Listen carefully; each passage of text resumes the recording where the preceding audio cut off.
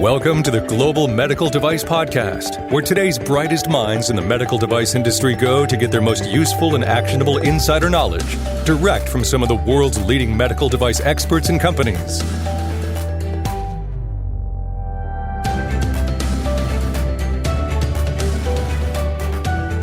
I just had an opportunity to talk to John Kapitan. He's the CEO at Kapstone Medical, kapstonemedical.com. Check it out. They do a lot of work in design, development, manufacturing, quality, and regulatory submissions as well. So as John put it, they're a product realization company, and they try to cover all those different aspects. But one of the topics the big topic that John and I spoke about was the difference between knowing and doing as a medical device professional, and talk about a few things, a lot of quality of related items, and really hope you enjoy this episode of the Global Medical Device Podcast. Hello, and welcome to the Global Medical Device Podcast. This is your host and founder at Greenlight Guru, Jon Speer. And joining me today is John Kapitan. John is the CEO at Kapstone Medical, and we thought we would explore this topic today of the difference between knowing and doing, and we'll unpack that a whole bunch here in a few moments. But John, I guess give folks a little bit of a background about who you are and your journey so far in this medical device world. Absolutely. Thanks, John. It's great to be here. I really appreciate the opportunity. My background is really all over the board. I started as a product development engineer with a mechanical engineering background about, more years ago than I care to confess, but at least 25, put it that way.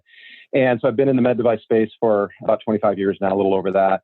I had roles in product development, in regulatory, in quality, overlapping in manufacturing, and have worked with companies big to small, literally, one or two people all the way up to some of the biggest companies in our industry.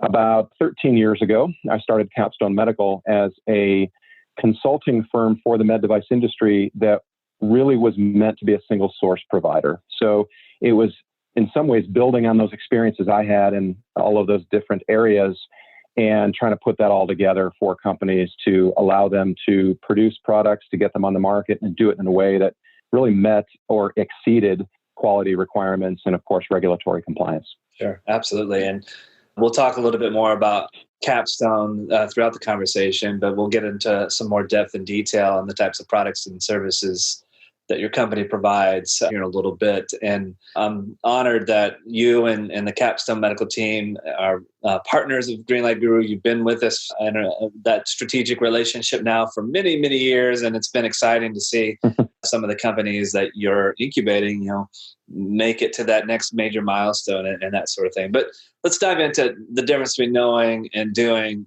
And I guess I'll kind of set the stage a little bit.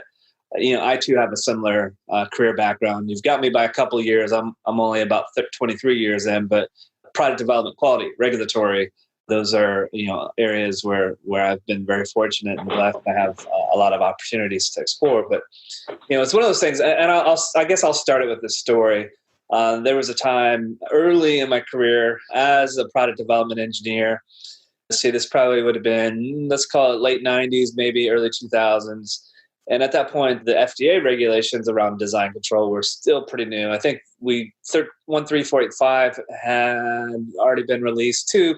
But this whole idea of design controls was a head scratcher for a lot of people. And for me, it just made sense. And, and I can look back on it now. I'm like, oh, well, it made sense because I'm more of a system kind of engineer. I think about process and order of operation, that sort of thing. But I received accolades and promotions within the company because of my organization and my grasp of the topic of design controls. So for me, I thought, oh, well, everyone understands this. And then I realized they don't. Not everyone knows this. So I guess right. I didn't really phrase it in the form of a question, but let's dive in there and see where we go. Absolutely. So my experience is all over the board with people's view of quality. And when I say quality, or when I speak about quality, a lot of people just dive right to it's a whole set of procedures and forms I got to fill out and this and that. And it's almost like this kind of pessimistic, negative view right off the bat. And I think when I look at quality, much like yourself and you described your early career, it's really more a mindset. I want to do the right thing. I know I can learn. because I don't know everything, and there's probably better ways to do this, more efficient ways, more effective ways to do this. And if we could just codify this in a way that our company is doing it the same way every time, this is just going to help us with our I like to say, our business problem to solve. It's not just about quality. Quality it's a broad term, right? It touches lots of areas of a business, but it's something that's often overlooked because I think people just have this idea in their head that it's defensive, it's not offensive, it's a cost center, it's going to slow me down, I'm not going to get to market as fast, or I'm going to have to raise more money because now we have this expensive system, or whatever it is. There's just so many, I think, perceptions about quality out there, especially early on in my career, that, just overcoming those negative perceptions and really sitting down and understanding what quality was and how it could help, I think was a bit of a challenge in a conversation I had back then. Quite frankly, we're still having it today with lots and lots of people. I was describing this before we as we started talking, and it's almost like people fall into different buckets with this whole issue of quality and kind of knowing what the right thing to do versus doing it would be. On the one side, I think people are ignorant, and I don't use that in a necessarily negative way. It's just that, let's face it, we're all doing a lot of things, and if quality is not your role, you're not necessarily going to be on top of what good practice is, what best practice is for quality, or what quality requirements are from FDA or overseas where you're dealing with other regulatory bodies. And so you may be ignorant of just what to do and how to do it, and that's okay. Yeah. I guess you can argue that you probably shouldn't be a medical device company if you're really that ignorant about it, but I have seen my fair share. I think at the other end of the spectrum, you've got people that are almost outwardly antagonistic, to be honest with you, that, I know what to do, but I'm going to choose not to do it because of a variety of reasons. Don't have time, don't have money, don't have the right people. So we're just going to kind of close our eyes and ignore that for a while. And then it usually catches up. And then I think you got the biggest bucket of people in the middle, which are, you might call the apathetic ones, which is, okay, I kind of know what to do, or I've been told what to do, and someone's been speaking in my ear for many years, but I know I want to do the right thing by the patient, and of course by any regulatory body, and by my investors and my company and myself. But for a variety of reasons, I just don't. I can't prioritize it right now. So we'll get to it. We're just going to push it down the road a little bit. We're going to kind of roll the ball down the road until we really need to focus on it. That kind of gamut, those three. If we can put people into broad categories, it's those three categories that I've run into the most as far as their view of quality as it relates to the organization. Yeah, I find myself nodding my head as you describe those. And let's talk a little bit about the largest bucket, the apathetic one. And, I think this is, I don't want to say it's isolated to, but it's definitely seems to be more prevalent maybe in smaller and startup companies. It's almost like they know they don't know in some respects, or they know enough to be dangerous, but it's not. I mean, sometimes the quality work, it's the blocking and tackling. It's not glamorous sometimes, it's just, sometimes it's just core basic stuff. And I guess I'll bring it back to some of my experience as a product development engineer. It's fascinating and exciting to build prototypes. It's fascinating to design components and parts and pieces and figure out how these things are going to go together, and then do the destructive testing. I mean, that's fun, right? But writing writing good requirements or even doing a risk assessment is like, oh my gosh, this is not fun. And I think people have that sort of approach, and they know that they need to do it, but it's not either not fun, or it's not glamorous, or it's perceived, to your point, that it's a burden, it's an obstacle, it's time consuming, and it doesn't have value. And it's like, I'll do it later. And I've seen a lot of startups make this mistake. They push those things like design controls, design history file, and good documentation and risk management activities. They push it off, saying, "Oh, we'll get to it later. We'll get to it later." They get to a regulatory submission like a 510K or whatever the case may be. They get the clearance. They go to market. They never go back and do it. It's like, oh my gosh. Right. I couldn't agree with you more, John. And that's why I say it's more of a mindset. I mean, to me, at the beginning of quality is common sense, right? It's not procedures. It's common sense. It's how would you do this if you were going to have this device put in, your own body or your family members. And then from there, it moves into best practices and then documentation, or like I say, codification of those practices.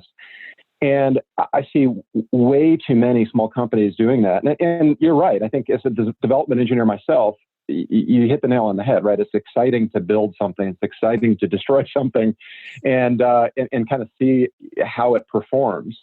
But the other mistake or reasons I should say for people being apathetic about it is really, I think, much more pragmatic on a business standpoint, which is, look, we're on a runway here. And if we don't get raised a certain amount of money in a certain amount of time and get this product out the door and get it patented, there is no business. So why would I care about quality, right?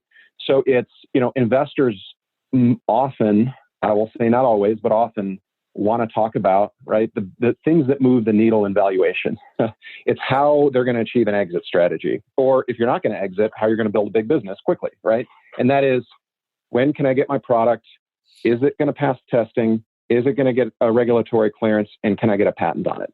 And of course, there's sales, marketing, and all of that. But as far as the kind of the traditional technical quality, related areas, a quality system is one of the last things they think about for the reasons I mentioned before, right? We don't have the time, we don't have the money, or we don't have the right people.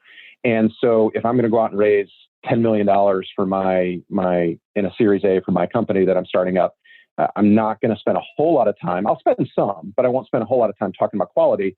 And then to your point, John, as you go through the process and you get a product to market, you're certainly not going to spend time going back in time and correcting what you should have done right in the first place. You're going to keep going and getting to that next valuation jump, right? So it's not sexy. It's not fun to necessarily go back and do a remediation of a DHF or adding to your risk file, but it sure does help with, as we all know, product quality. And it really helps, in my opinion, having done a lot of, or been a part of a lot of deals, M&A deals, it helps in the due diligence. Yeah. Because even if you don't think as a business owner that it's terribly important at the beginning of the day, I can tell you that whoever is acquiring you or that technology is going to look hard at the quality documentation and the system and the way the product was designed to make sure that it doesn't have inherent risks that have just not bubbled to the surface yet. Yeah. So you do a lot of work, and Kapstone does a lot of work with pretty early stage companies, right? Yeah. Yes. Mm-hmm. Do you find that the investor, let me make sure I'm phrasing this properly, like friends and family type of investor is probably a different level of sophistication versus an angel versus a VC? Absolutely. Is there a particular type of investor that you see today that's putting more emphasis on quality practices versus others? Or because I know once upon a time, investors in this industry were largely uneducated about the regulations. I mean, they knew the FDA was out there, but they just knew about things like 510Ks and PMAs and IDEs and that sort of thing. They didn't really know about the details. Do you feel like the landscape is different today from an investor perspective? Yeah, that's a good question. I think the landscape is a bit different in that, and I think the strategics are really knowledgeable about it, and they have quality staff. Strategics being part of the big companies, acquirers. The big well, I mean, it doesn't have to be the biggest companies. I mean, I would say that the tier 1, 2, and 3, if you will, medical device companies that have been around long enough to make the mistakes and then reap the what's coming from those mistakes are the ones that usually are much more, I would say, careful in their due diligence about how a product was designed and documented. I think it's still a case where early stage investors, especially seed stage investors, because let's face it, a lot of friends and family don't know what the right questions are, or they ask very superficial questions about quality, which are easy to brush off or sidestep. I think to a large extent, a lot of early stage investors are not as knowledgeable and don't ask as many questions about quality. Yeah. I think certainly VC are going to ask the right questions in most cases. I think family offices, which we're seeing more now, are knowing at least enough to ask a question about it. How deep you go maybe is a different story. And again, I think there's a lot that early stage companies kind of not nefariously, but can kind of cover up or hide their mistakes by given a few keywords like, hey, we're FDA registered and we're, ISO certified and we have a 510K, right? that covers a lot of sins. And so I think it depends on how deep you take that conversation. But I think the strategic acquirers, the med device companies that are looking to acquire technologies have been through this. They know what to ask for, and they're going to dig deep. Yeah. I've mentioned this story a few times on the Global Medical Device podcast, but it's still a good one and appropriate for this conversation. There's a guy I know, his name is Ronnie Bracken. I know it's a small world. You may or may not know him, but either way, Ronnie used to work in M&A at one of the strategics, the tier one type strategic. And he would often tell a story about going in to evaluate some startups for potential acquisition. And he had an eye toward quality because, when you're a tier one company, you are most definitely on the radar screen of regulatory bodies. You will be audited and inspected with assured frequency. But they would look at those targets with quality in mind, and they would ask questions about design history files and risk management and processes and procedures. And he said, well, sometimes they get the deer in the headlights look from the startup, and they didn't do anything. And he's like, well, that made his job a lot easier because now he can come in and reduce the valuation by a significant amount, Yep. And I think that's the thing that a lot of those folks in the apathy bucket from knowing what to do may be saying, oh, well, that's not going to hurt me, right? Until it does, until you get to that point where you're ready. It really will. Position, yeah. Yeah, the two things I think strategics are looking for, obviously, other than product fit, is how quickly can this get to market and I start to see, return on my investment, and how much risk is inherent in taking it from where it is today to where I need it to be. And I can't tell you, I've seen multiple examples of the wrong way to do it, where the company, even though we kind of just hammer it in that, look, this is not just a cost to you. This is not a burden. Believe me, this will show in your valuation or not. And the valuation's been knocked down because it's been 12 months of due diligence because the quality documentation wasn't there where it was supposed to be. Yeah. So now instead of, X, they're getting Y because there's a whole lot more risk. And so it's not just the cost of, hey, we got to create these quality documents. There's just this, if your quality system's not buttoned up, these strategics are looking at you and they're a little unsure about everything you're telling them, right? Because they don't think you were really spot on in terms of the way you developed this device. I do think it reflects negatively in value, or it can reflect negatively in valuation. Yeah, I mean, I think a good point for folks to hear on this is, maybe everything you did is on the up and up. Maybe it is. Maybe your documentation isn't as thorough and robust as it could be. Maybe you didn't codify the discovery, the learnings, the journey, if you will. And if acquiring a company is looking at you and doing their due diligence, and you don't have that, that's, to John's point, that's now risk that they will assume. And if you don't have that, now it calls into question all the things that you did. Maybe some of the things that you did are now invalid because it wasn't codified. So I think it's a really important point for people to keep in mind. John, I want to take a quick break. I want to remind everyone I'm talking with John Kapitan with Kapstone Medical. John, take a few moments and talk a little bit about the types of engagements and companies and products and services that you provide to medical device companies. Absolutely. Yeah, I appreciate the opportunity. So I think at the core, you might say we're a product realization company. We do everything from engineering concept generation to full-blown engineering all the way through product development.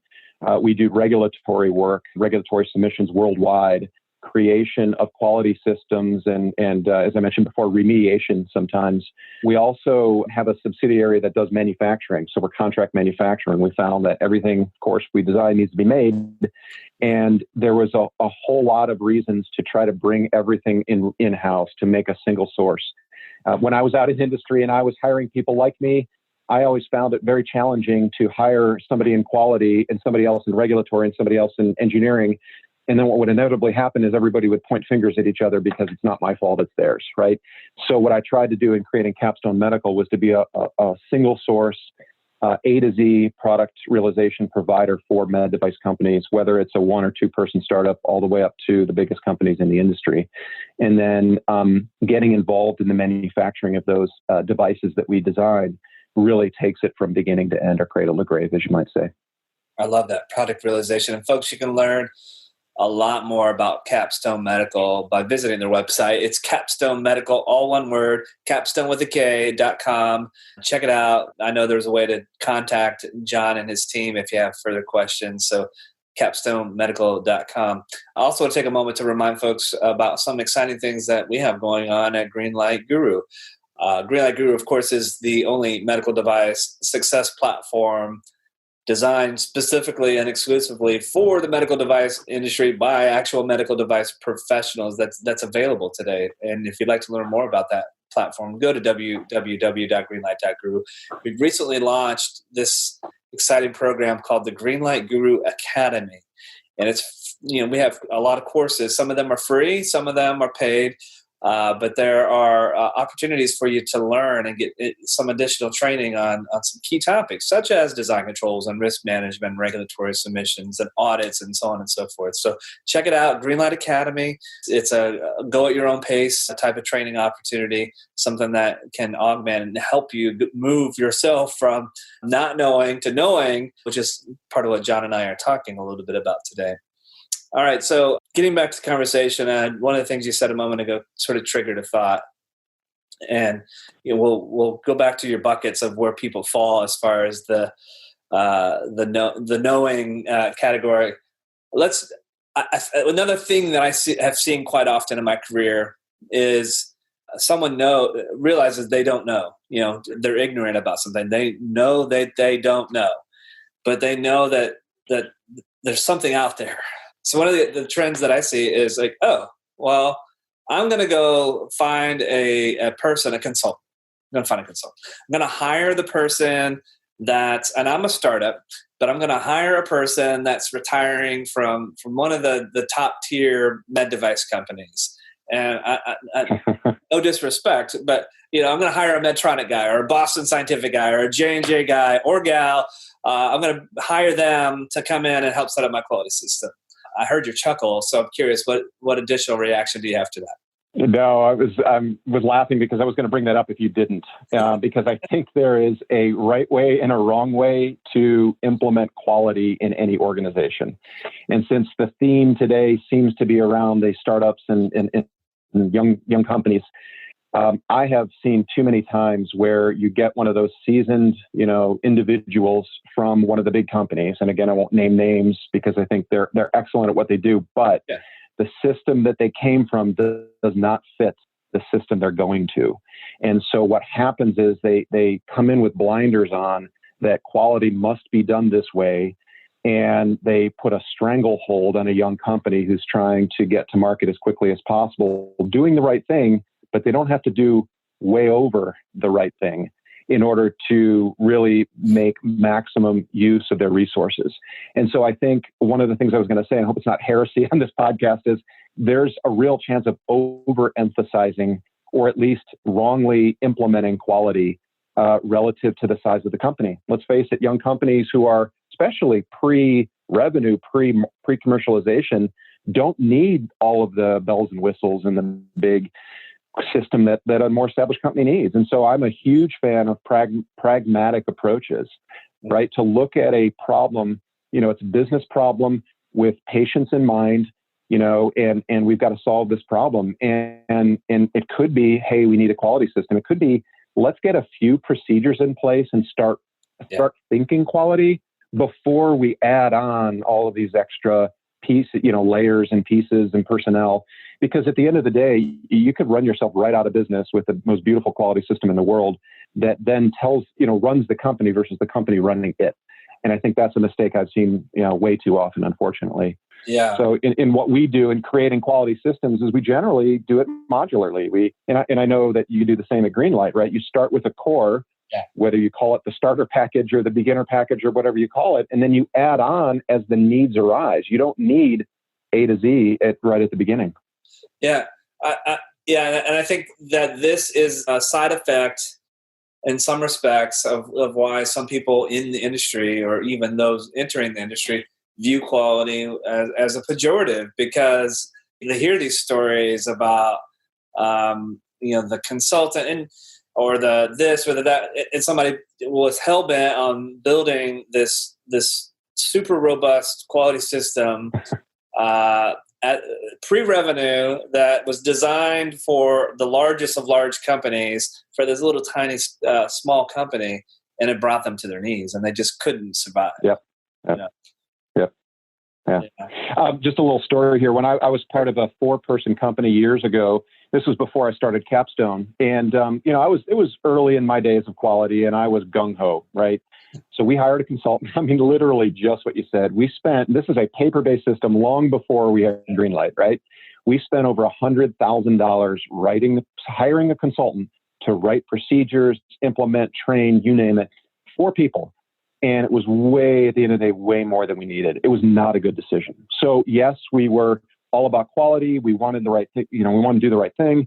And we ended up spending way too much money on a system that was way too complicated that at the end of the day was very we were hamstrung by it. Yeah. And so, learning those lessons teaches us all a lot of things. And I think one of them is to be efficient, to be pragmatic, and to understand compliance and the must-to-haves versus the nice-to-haves. And so that's, I think, the key. Yeah, I totally agree with the whole modular approach. I mean, in fact, it's dogma, at least in my way of thinking about this. I think, and I've been that guy. I've been like you.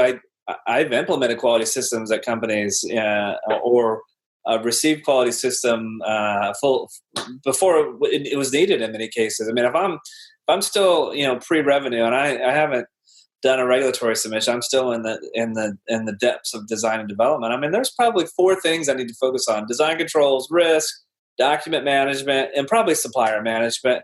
Maybe there are a few others you could argue, but nonetheless, you don't need all of it. Just focus on that. No, absolutely. No, I totally agree. And the rest will come. It's much better to focus on a few things and actually do them than to get a whole big system you're never going to use. Because that's the other problem I've seen. People invest in big systems. They put it, in the archive file and never dust it out again until they have an audit. And that's, of course, a horrible way to go about doing it. Absolutely. John, as we kind of wrap things up today, any practical tips, pointers, themes, trends, things that, gotchas that you want to share with the listening audience today? It probably goes without saying, but I think having somebody on your team, whether that is an internal person or a consultant that has kind of been there and done that, is absolutely critical. I mean, we make sure we do that in startups with the financial position. We make sure we do that, of course, with the CEO and the sales position, but that's often overlooked in the quality regulatory area. Yes. To really have somebody it's not the same as just reading whatever the current regulation is and believing you can get by. So somebody that has made mistakes, because I've made more than my fair share and learned a whole lot, and somebody that can really champion quality, and I'll say quality and regulatory within the organization is key. I think the other thing about it is just make sure it's part of the discussion, right? Make sure it's part of the discussion with investors, with the management team, with anybody that you work with outside, because I think for the most part, we all want to do the right thing. Again, it's not a nefarious thing. You want to do the wrong thing and hurt people. We want to do the right thing, but there's limits on time. There's limits on all of our resources. And so at the end of the day, it's always about prioritizing what we spend time thinking about, what we talk about, and what we invest in.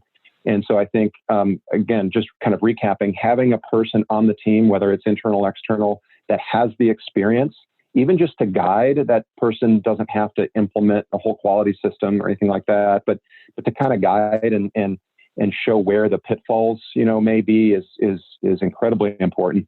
I think having an appreciation, for quality and its impact on valuation, we talked about that earlier, positively or negatively, and I think just talking about it, making it a part of your language. At the end of the day, like I said, it starts with common sense, and it starts with good decision making. And I think you can do a lot with just some basic building blocks in place. Totally agree. And I would encourage folks listening, regardless of where you are in your journey, that, hopefully you've made the right investment in quality and regulatory and systems and so on. But if you haven't, it's not too late. You can still do that. don't just say, oh, well, I guess we'll do that the next time we go do this. You still have that opportunity. And there's resources out there, whether you use the products and services that we have at Greenlight Guru, or you reach out to John and the Kapstone Medical team, or some other option. Just do what's right. There's no excuse for you not knowing, or at least not doing something about this, because you are a medical device company. There are rules to play in this game, and it just makes good business sense, because at the end of the day, what if your product was used on your child, or your parent, or a grandparent, or aunt or uncle? You have to keep that in mind. I think as a medical device professional, the quality of life is really important.